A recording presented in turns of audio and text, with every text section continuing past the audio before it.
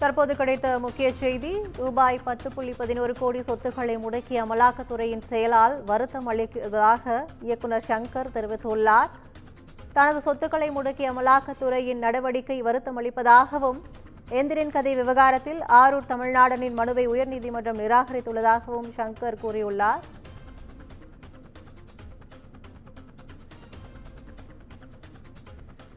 ரூபாய் 10.11 கோடி சொத்துக்களை முடக்கிய அமலாக்கத்துறையின் செயலால் வருத்தமடைவதாக இயக்குநர் சங்கர் தெரிவித்துள்ளார். தனது சொத்துக்களை முடக்கிய அமலாக்கத்துறையின் நடவடிக்கை மனவருத்தம் அளிப்பதாகவும், உயர்நீதிமன்றம் வழக்கை நிராகரித்த பின்னரும் அதை தாண்டி அமலாக்கத்துறை செயல்பட்டுள்ளதாகவும் இயக்குநர் சங்கர் தெரிவித்துள்ளதை முக்கிய செய்தியாக பார்த்து வருகிறோம்.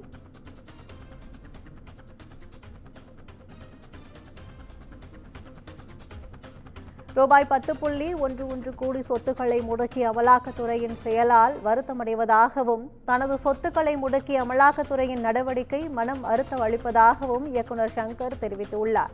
உயர்நீதிமன்றம் வழக்கை நிராகரித்த பின்னரும் அதை தாண்டி அமலாக்கத்துறை செயல்பட்டுள்ளது.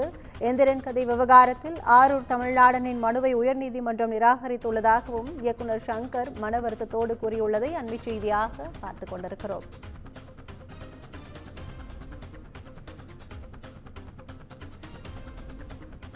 அமலாக்கத்துறை மீது சட்டப்படி நடவடிக்கை எடுப்பேன் எனவும் இயக்குநர் சங்கர் கூறியுள்ளதை அண்மை செய்தியாக பார்த்து வருகிறோம். கூடுதல் விவரங்களை தலைமை செய்தியாளர் சிவா வழங்க கேட்கலாம். வணக்கம் சிவா, கூடுதல் விவரங்கள்.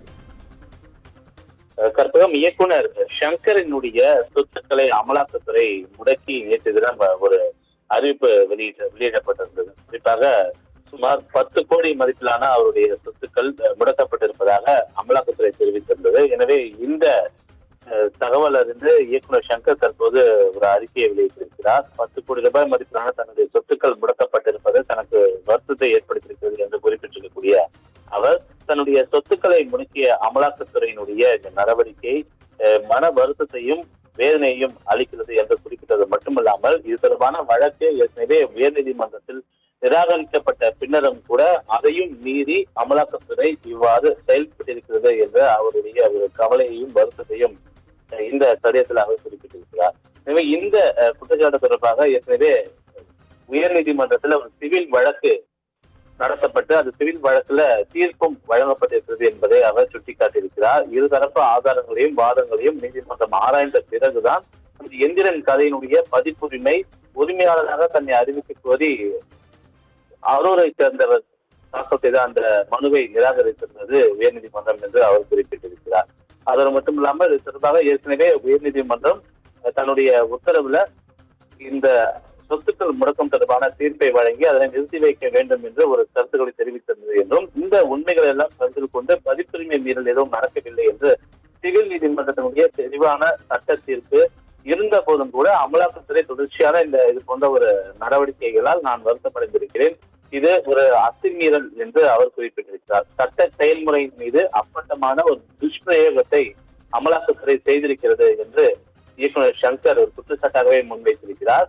அதிகாரிகள் தங்களுடைய நடவடிக்கைகளை பரிசீலனை செய்து இந்த விவகாரத்துல மேலும் அவர்கள் எடுக்கக்கூடிய நடவடிக்கைகளை நிறுத்துவார்கள் என்று நம்புவதாக குறிப்பிட்டிருக்கக்கூடிய அவர்கள் அவ்வாறு செய்ய தவறினால் அவர்கள் பறிமுதல் செய்த அந்த சொத்துக்களுடைய விவரங்கள் உட்பட தான் உயர்நீதிமன்றத்தில் மேல்முறையீடு செய்வதை தவிர வேறு வழி இல்லை என்பது தொடர்பான ஒரு கருத்துக்களை தான் தன்னுடைய கடிதத்தில் சங்கர் தெரிவித்திருக்கிறார். எனவே உயர்நீதிமன்றத்தில் இது தொடர்பான சிவில் வழக்கு நடந்த போது அதில் உயர்நீதிமன்றம் தெளிவான ஒரு தீர்ப்பு வழங்கிய போதிலும் கூட அதனையும் மீறி அமலாக்கத்துறை செயல்பட்டிருப்பது வருத்தம் அளிக்கிறது என்று தெரிவித்திருக்கக்கூடிய சங்கர் இதில் மேல்முறையீடு செய்ய இருக்கிறேன் என்ற ஒரு விவரத்தையும் தன்னுடைய அறிக்கையில குறிப்பிட்டிருக்கிறார்.